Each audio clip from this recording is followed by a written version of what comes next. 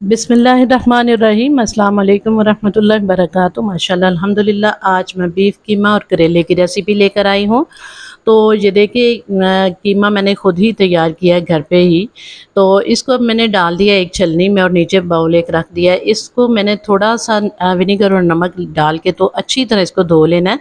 धोने के बाद इसी छलनी में रखूँगी और नीचे बाउल रख दूँगी ताकि ये अच्छे से इससे पानी अलहदा हो जाए और ये ड्राई हो जाए। ठीक है, करेले काट के नमक लगा के रखा हुआ था, 10 मिनट हो चुके हैं, इनको भी धो लूँगी और इसी टोकरी में रखूँगी और ये खुशक हो जाएँगे। प्याज़ वगैरह जो भी चीज़ें चाहिए, अदरक, टमाटर और सब्ज़ मिर्च और लहसुन वगैरह सब कुछ मैंने तैयार कर लिया है। लीजिए जहाँ पे करेले धो के खुशक कर लिए हुए थे मैंने, और कढ़ाई में डाल दिया मैंने थोड़ा सा ज़्यादा घी और हल्का सा नमक। इसमें डालने के बाद करेले डाल के मैंने इनको कलर चेंज होने तक फ्राई कर लिया है। इनको बहुत ज़्यादा कड़क भी नहीं करना और ना ही कच्चे रहने देना है। अगर ये कच्चे रहे तो रेसिपी जो है हमारी ये कड़वी बनेगी। ठीक है, तो ये कोई भी फिर पसंद नहीं करेगा इस रेसिपी को। तो बेहतर यही है कि इनको अच्छे तरीके से आराम से धीमी आंच पे इनको फ्राई कीजिए ताकि ये कड़कदार भी ना हो और अच्छे से फ्राई भी हो जाएं।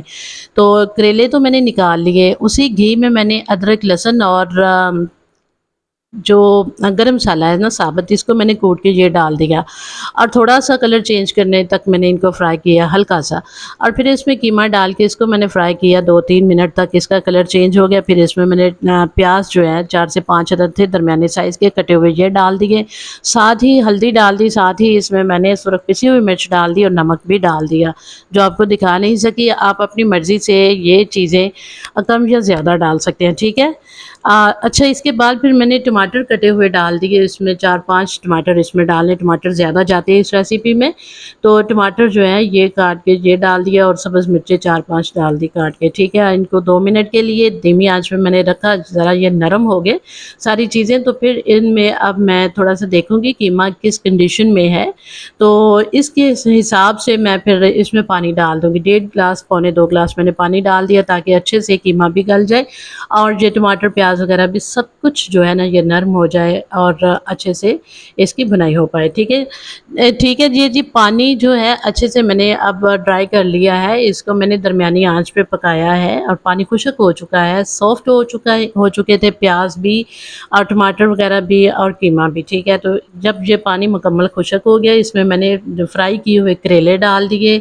और इसको मैंने भुनाई की जब तक इससे घी जो है ना सेपरेट होना शुरू नहीं हो चुका। ठीक है, तो बहुत ज़्यादा इनको ड्राई भी नहीं करना और ना ही इनमें जो है ना ये लिक्विड रहना चाहिए। ये करेले और कीमे की रेसिपी तभी अच्छी लगती है ये थोड़ी सी ना ही इसमें मसाला सूखा हुआ हो, खुश्क हो और ना ही इसमें लिक्विड ज़्यादा हो, तो फिर ही ये अच्छी और मज़ेदार रेसिपी तैयार होती है। तो देखिए सिंपल सा तरीका है, बहुत मज़ेदार ज़बरदस्त रेसिपी तैयार हुई थी। तो मैं उम्मीद करती हूँ मेरी आज की रेसिपी आपको ज़रूर पसंद आएगी। पसंद आए तो लाइक ज़रूर करना और इसको ज़्यादा से ज़्यादा शेयर करना और चैनल पर नए हैं तो सब्सक्राइब ज़रूर करना। अल्लाह हाफ़िज़।